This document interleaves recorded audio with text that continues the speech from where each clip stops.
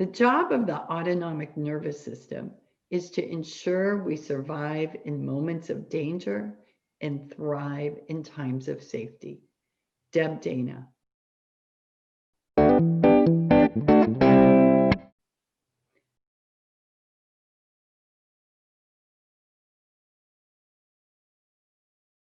This is Exploring Polyvagal Theory, a dialogue to deepen our understanding of the autonomic nervous system and how we might make safety in everyday life accessible to all. I'm Lauren Hubele, joined by my co-host and Japanese acupuncturist, Maegan Lemp. Maegan, welcome. Thank you, Lauren. It's great to be with all of you again.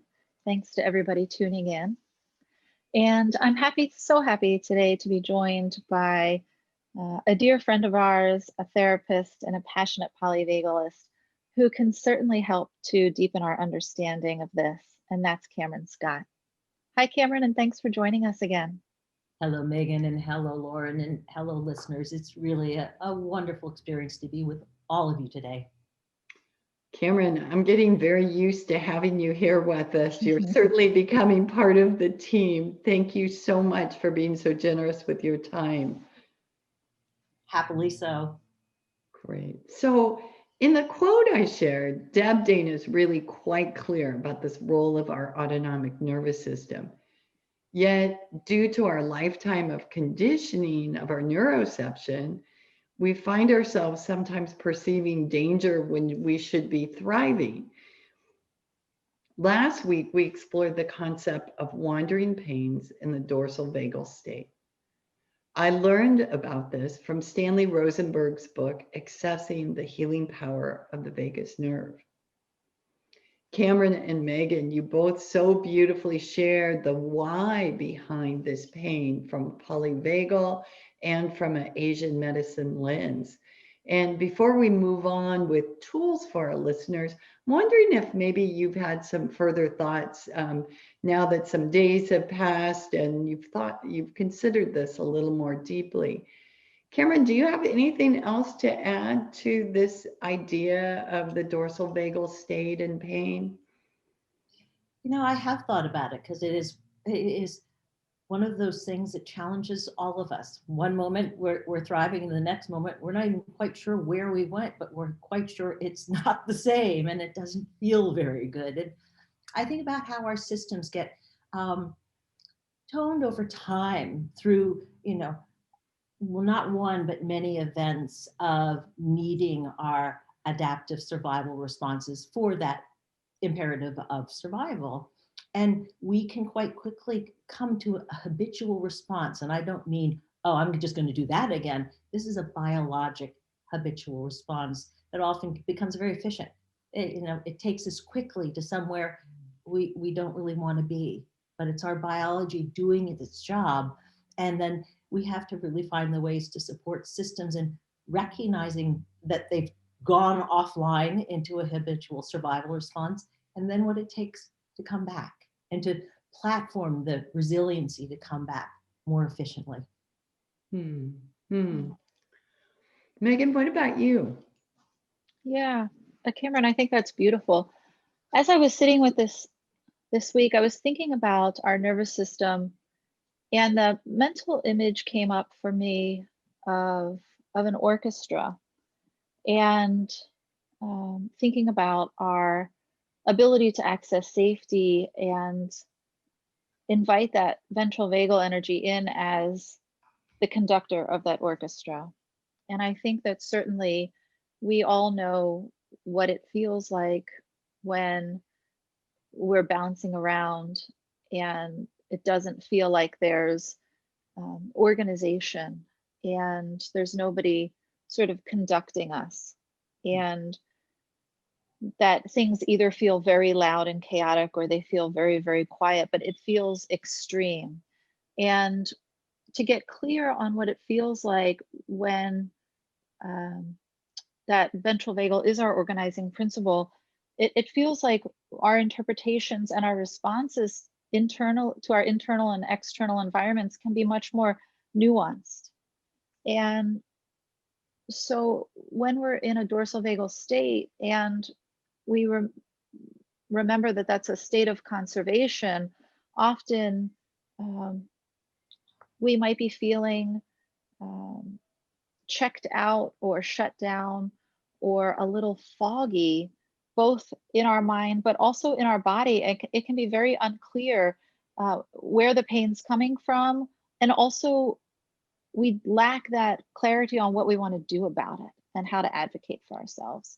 And so I think that that's something for us to explore also. Maegan, I think that is so true about lacking that clarity of where the pain is or where it's coming from. This was something I remember hearing often in my practice is I have pain, but I don't know where the root of it is or the source of it. I just feel pain. And the other thing that I'm wondering with all of this, and maybe both of you can help me, is I'm hearing from people a lack of clarity of knowing whether they're in dorsal or not. Like, because we disconnect. Like, how do we know if we go in this state of disconnect, which is there to separate us? How can we become aware that we're there? Like, what would we look for? Such a good question, Lauren, because that is actually the biologic paradox, is when we've left behind, and I like our conductor, but when we've left behind that organizing principle of ventral vagal energy, we are also leaving behind that perspective, that meaning making, that even that curiosity part of our brain function, our autonomic nervous system function. So often I find we have to really depend on moments that we've practiced tracking our states so that we can recognize through cues of sensation, through posture, through breath rate, through very physical, they're like red flags. When I find myself leaning over in my collapsed state and I don't even see the world around me, I go, oh, dorsal vagal. Because we can't count on that ventral vagal cueing us in. That's dorsal vagal is the farthest point biologically from that ventral vagal organizer, our conductor. Sure. I think it's important to remember also that this is a practice. All of this that we're describing typically is happening. This is happening innately through the nervous system below the level of our cognitive awareness. So the practice that we're exploring right now is about bringing what's happening below the level of cognition up into our awareness so that we can be active participants. And so just as we're learning to do anything, this is not going to be automatic right away after, even after Lauren and I have been reading and practicing and learning from Cameron and, over the course of these months, it's still a practice. And the practice is, once we have identified our own individual experience of the three states and how we feel about ourselves and how we feel about the world in each state, so what those lenses look like through our eyes, there's still the practice of how far we are down the rabbit hole before we bring that awareness to the moment and realize that our state has shifted. Yeah. Yeah. I think this tracking states is huge. And what it reminds me of is in meditation practice, it's really not about our time on the cushion, right? That can be this way or that way, or amazing or crazy mind going or making grocery lists. And then, but it's that returning to that place, right? And coming back to the present moment and our mindfulness that we carry with us throughout our day. So I think that's something I would draw a connection with when we're talking about the importance of tracking our states when we're not in dorsal. Helps build that awareness so that when we are. Does that make sense, Cameron? Absolutely. And it's a practice. It's not we graduate into being a brilliant state tracker overnight at all. Yeah. It is the practice for polyvagal theory, right? Yes. Yeah. Yeah. Because just knowing the states is great, but we have to do something about it. And that's where we befriend, we acknowledge, we notice a name, these And then we wonderful things. practice. And And then we practice, and then we practice, and we practice with self-regulation, which is, just on our own, and how we can bring that regulation back online more fully. And we practice with co-regulation, and whether that's putting ourselves in the presence of others or animals, or actually working with a practitioner. so that might lead us right into my next question, was looking for tools for our listeners. We've spent some time creating awareness around this theme, but I want all of our listeners to have something they can actively be doing right now. Those who may be dealing with a chronic dorsal state, or a continual loop of dropping in there and feeling this pain when they're there. I know we have some Gymmos that can certainly help, but I know there are other tools that we can consider. Cameron, you just started to touch on a couple. Do you want to elaborate on those? I think for the starters, it's that appreciation that often we cannot have an articulate conversation with ourselves or anyone else when we are in that, total system of dorsal vagal and that conservation. It's like we've shut down. So what is often missing in that dorsal vagal place is the introduction of the smallest amount of energy to begin to bring it back online, and lots of cues of safety. So I can talk about all my clients, but let's just talk about me. When I was learning this in the early months of it, I would just have this place, and then the view from the bottom of the ladder in that dorsal vagal place. If we can have any thoughts, it's like, I'm hopeless. This is helpless. I'm a million miles away from remembering anything positive about anything or anyone. And we start to, if we've practiced beforehand, recognizing that state. Tools often mean that gentle introduction of energy. When I used to recognize physically that I was in that collapsed place, I had thought enough times beforehand to bringing maybe the simple practice of stacking my spine, seeing if I could just sit up. I notice it, I name it dorsal vagal, and I can't make meaning about it, but maybe sitting up, maybe looking out, or maybe just knowing that movement, standing up, bring me some gentle, perhaps, I'll walk into another room. And then I can tell my system's coming back online, like, oh, there are the breakfast dishes. And there I'm sort of gently interrupting and noticing that my system's coming back online. Now I have enough energy to do something, and then just really honoring that transition until there's that enough of that ventral vagal coming back on board again before I try to bring meaning to it, before I try to consider it. Because anything without that enough ventral vagal on board is going to bring a very dysregulated perspective, because it isn't really perspective. Yes, so true. It is not perspective from that point. Maegan, what are some thoughts you might have? Cameron, I love that you gave some examples of movement, because I think it's nice to touch on, we all experience safety differently through the senses. And as we've talked about before, when we're talking about movement, we're just, somebody taking us and saying, hey, let's go for a run or let's go for a walk is overwhelming when we're in a state of conservation. But some gentle, even just movement in our fingers and toes, or some gentle movement of the head, or bringing some awareness to a diaphragmatic breathing is a start. But I'm a touch person. And so I respond really well, particularly when I'm feeling lower and shut down. And Cameron used a sentence that felt so exemplary of dorsal, which is when something feels far away, like you can't access it. So you can't access the embodiment of yourself, or you can't access the clarity to even decide how to advocate for yourself. I love touch. And often the safest place to start with touch in dorsal is when we touch ourselves.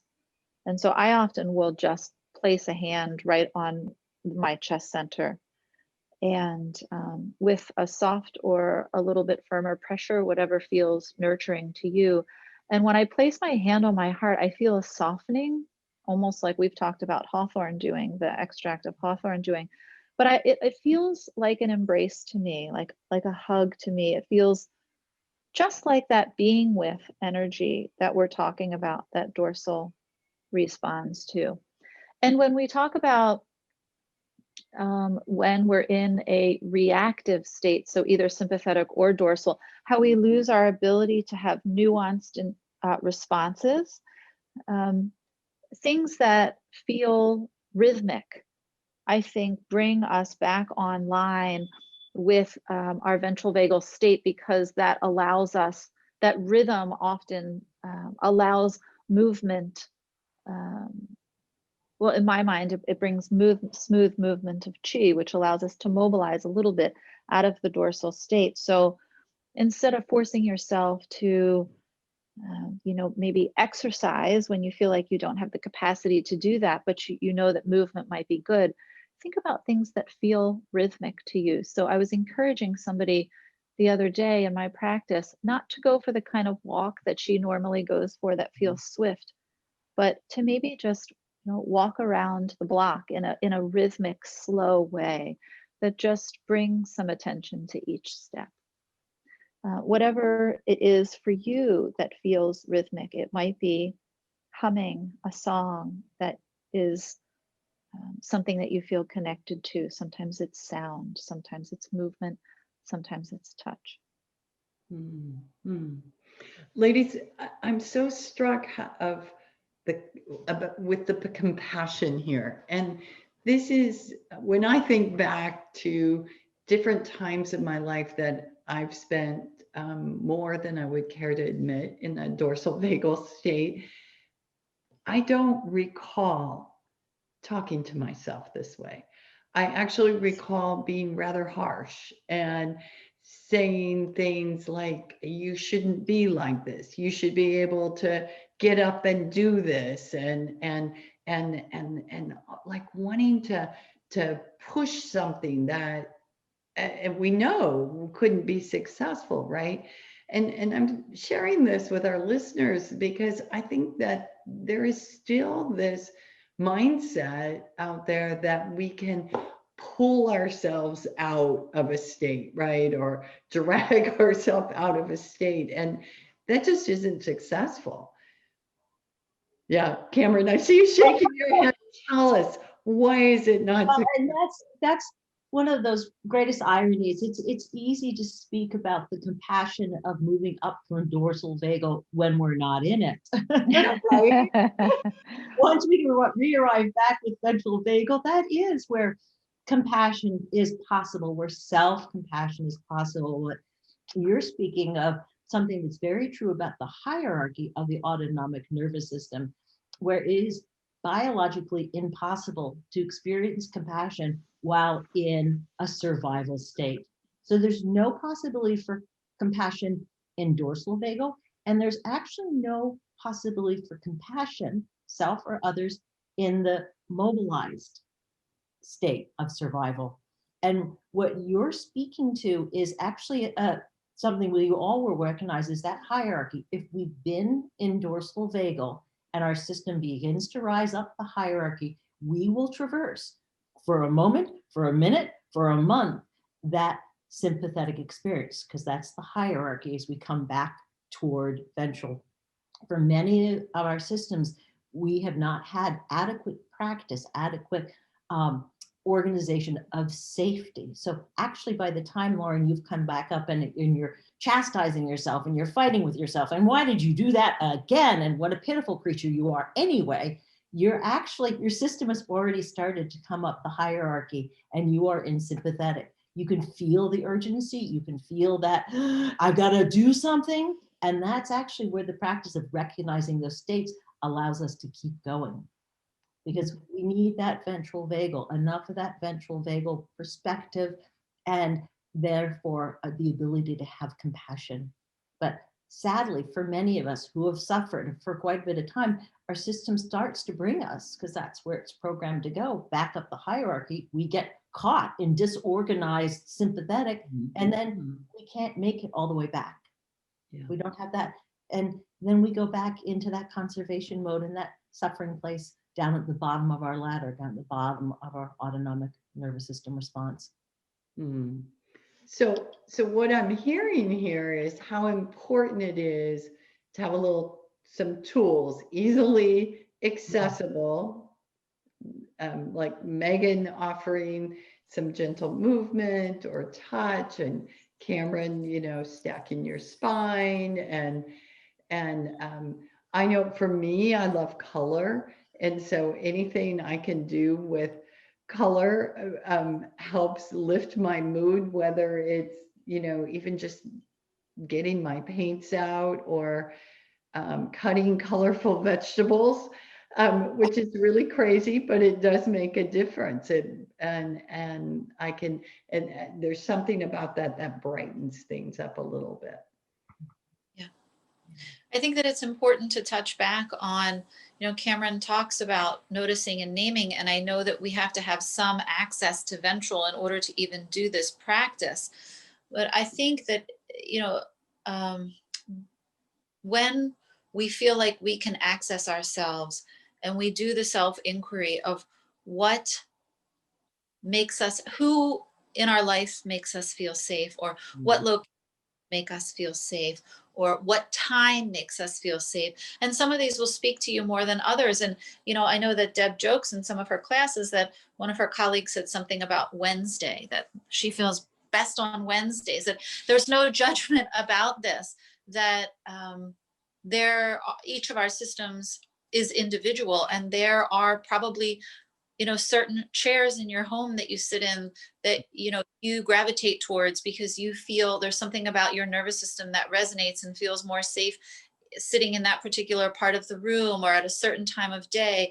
I happen to feel most ventral and connected in the morning versus at night. And I think when we have times where we can do a little bit of inquiry, really noting these things gives us the tools that when we can't tell what's going on with ourselves, we can go back to the map. Yeah, nice. And hence why Deb calls her courses the rhythm of regulation. Yeah, that's what it is, a rhythm. So ladies, I have some gemmos I'd like to share, like I always do, but I don't want to jump ahead. Are there some more things you'd like to add before we get into that, Cameron? It's a journey of exploration, and so much of what both of you are bringing is, it's one thing to have a wonderful mind that knows all of these resources and these theories, and it's another thing to be well practiced in actually being able to be with ourselves when we're not really with ourselves and in that wonderful place of feeling resourced. Sure. And I think it's important for listeners to understand that there are just times managing this on your own is just not going to work. And that's where you need a good therapist or a good practitioner to help hold space with you and co-regulate. So this doesn't have to be a journey you take on your own. We're sharing some tools that we want you to have access to because it is your nervous system and you are befriending it. But please don't think there are any expectations we have to go this alone. Any other thoughts from you, Maegan? No, I think that's beautifully said. I think resourcing ourselves and reaching out for help is a big part of self-care. Yeah. So if I know, and I do know, that when I start moving into dorsal, I want to have some tools ready for myself, and I'm not going to have a lot of access to thinking about them or deciding what would be best, having something that's a go-to in as a Gemmo extract would be very useful. And what I'm sharing here is that extract that comes in on a very basic level that will help you get that glimpse of ventral and hold it enough that you can make some decisions for yourself, that you can access some other tools. But what Gemmos do so beautifully is work with your own energy to hold that movement and get yourself from dorsal upwards, up the ladder. So the ones that I am most interested, that I think are a very general set of extracts that to consider, what the first would be white willow. And I really love white willow. And when you think of the tree and the white willow branches, and it's just like everything's too much. There's all kinds of things going on, right? We've got all these branches going, and often when we have too much on our plate, or our life is overwhelming, that's when we can drop into dorsal. And in that state, if you notice a buzzing or a wired feeling, white willow is such a beautiful extract to microdose, just one drop, helping you access a little ventral vagal. Maegan, do you want to share anything about white willow or talk about silver lime? Yeah, I think that your visual image of willow really embodies the extract so beautifully. It's got a softness and like a beautiful curvature to the way that the branches hang over us and offer a soft protection for us. And I find that white willow helps, you know, when we talk about some of the extracts, they really bring us back to baseline. So when we talk about things, you know, being tonics and bringing us up, or sort of down regulating, it's more nuanced than that. And with white willow, it really does.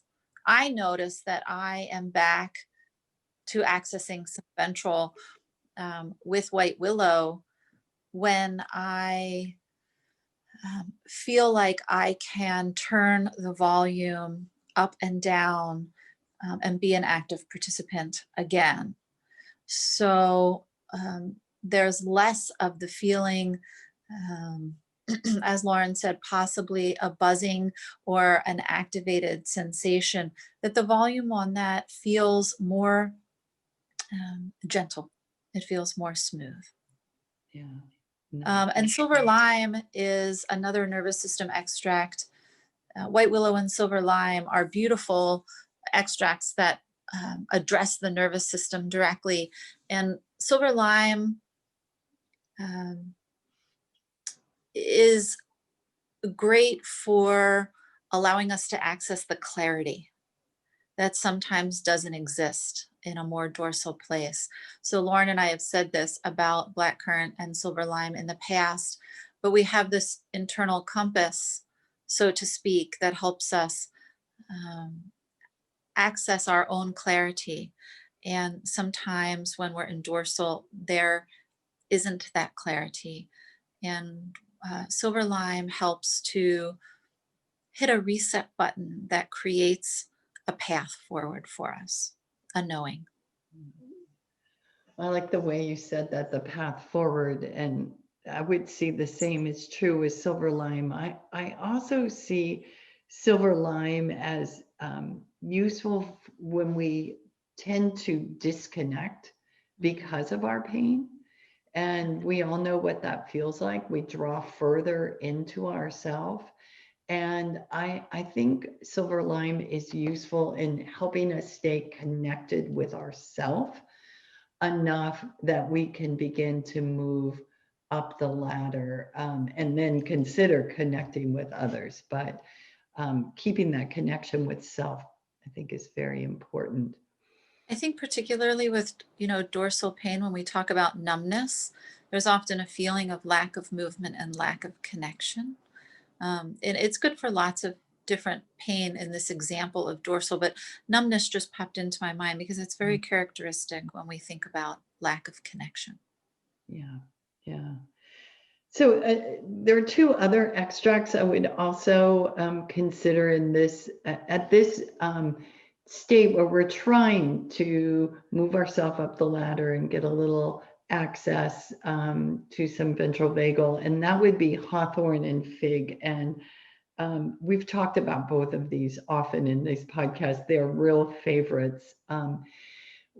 Hawthorn, we always connect this because it gives so many cues of safety for the heart. We do connect it with the heart and the heart energy, with grief, but also just feeling heartbroken about where we are at this moment in time. And it doesn't have to be grief about a specific thing. Sometimes we can just have melancholy and we don't even know where it's coming from, or a homesickness for a home we don't know. So I see hawthorn as a softening that allows us to drop our armor and feel safe enough to begin to move out of that state. Yeah, I agree. As I referenced earlier in this discussion, when I place my hand on my heart and I'm feeling that embrace of my own touch, that is what hawthorn feels like often to me. The dropping of armor is a beautiful description in it. Um, the I think, when we talk about the heart, I think home is another beautiful description. The feeling of being at home in ourselves. Yeah. Yeah. Certainly when we're in pain, we have trouble feeling at home in our own body. Huh. Yeah. And that feeling at home relates to feeling safe. I mean, we have to feel safe in our body. And the last extract I think I would bring up today is fig. And we love fig, particularly for it is the 2020 extract for sure. Fig is about slowing down all the stimulation, all the sensory input. And what happens, and I would speak from my personal experience, is if I'm in dorsal and I feel like I'm starting to come up and things are too loud and too much and too fast, I find myself going right back in my turtle shell, Cameron, right there. And it's like being a big, loud, noisy city, right? And so what fig helps is it gives me the cues of safety that I can move up and I know things will come in at a pace that I can manage, and a pace that will allow me to still feel safe and not threatened. And I love that about this extract. That's something I would wish for everyone. Lauren, as you were talking, it created this mental image for me of, if we talk about a tortoise being in our shell, um, there's another image that I often have that's related to dorsal, which is kind of this bubble that that we create around ourselves for protection. And when we're trying to come back up the ladder of the autonomic nervous system, there needs to be we need to feel safe enough for that to become, permeable, and for us to start to come out of that a little. But how quickly we feel like we can open up back into ourselves or with each other or with the environment. I think fig sort of opens up that line of communication as we rise up out of dorsal, helps that transition to be at a place and a pace that feel doable to us. Yeah. Yeah. I'd like to set the expectation clearly for listeners. These extracts are very baseline. They're going to help you move out of dorsal and hold you in an organized fashion so that you can take action, be an advocate for yourself. And there will be a lessening of pain, but these are not going to resolve the pain that's there. That takes some further work, but we have to first access enough a ventral vagal and mobilize enough in an organized fashion to get the kind of help that we would need. And whether this is working with a therapist trained in polyvagal or in trauma, or working with a gemmotherapist and getting a little deeper into what's causing that pain, or working with an acupuncturist or a homeopath. But even to advocate for ourselves, we have to have a little access to connect with ourselves. And that's what those 4 extracts, to me, how they would best serve you. I think one of the biggest challenges when we have dropped down into dorsal is that, as Cameron said, biologically, it's the furthest from the ventral vagal state. And I think that's how it feels in terms of advocating and self-care, that we might have glimpses where we can rise out of that and think about, making an appointment with our homeopath, or making an appointment to get some, touch therapy or whatever it is that we can access as helpful in that moment. But the reality of mobilizing enough to make the appointment and go to the appointment and actually get the care just simply isn't possible in that state. And so gemmotherapy can really bridge that gap for us and help us just to get to a place where we can have the clarity and the mobilization to help ourselves. Yeah, thanks. Cameron, you've been listening and nodding. Anything you'd like to add to this conversation? Well, I'm having such a wonderful, rich experience listening to the both of you speaking about these gemmos and thinking about that dorsal vagal state, and then going back to what Maegan dropped in that sort of analogy of being at working in or being part of a symphony. And there's that moment when it seems like everything's quiet, and that platform of possibility of moving forward is that moment when all members of the symphony at least can look up enough to see the conductor. And then, much like the gemmos, the conductor can, in a very, sensitive way, bring in different aspects, pointing to the different, whether it's the woodwinds or the strings, or and generally bring and organize back on that path. And without that conductor, some element of that platform, and this person actually stands on the platform and says, well, okay, come on in. Oh, no, quietly down. Oh, okay, a little bit more. And in each section of what is ultimately the piece of music is brought back with that holding, with that leadership, with that pathway forward. And so that's my experience of listening to 2 of you specifically talking about how the gemmos really can help, come into that place of more active self-advocacy. Oh, beautiful. Lovely. Maegan, any thoughts as we're closing up? No, it's great to be with you and talk about this. I learned so much each time. And I think that today is a perfect day to be having the conversation about safety. Yeah. So I'm certain our conversations have sparked some questions among those of you who've been avid listeners, and we'd really love to hear those questions. We'd love to hear them so we can answer them in a recording for you. So I'm going to ask you to send your questions regarding polyvagal theory and gemmotherapy and how they might work together, or how anything about the autonomic nervous system you'd like to know, and address it to my email at lauren@laurenhubele.com with the subject line podcast questions.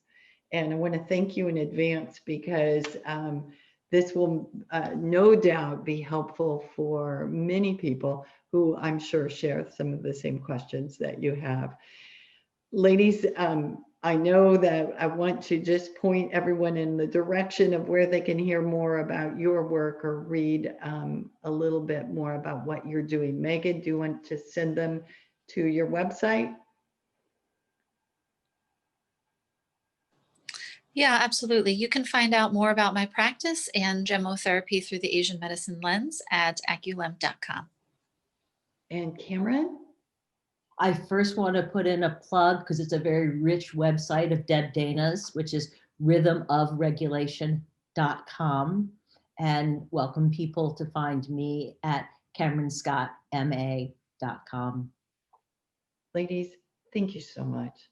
I really appreciate you sharing with our listeners your wisdom and compassion. And we wish all of you a beautiful week ahead, a week full of safety, and that you can find some tools that support you in this special time.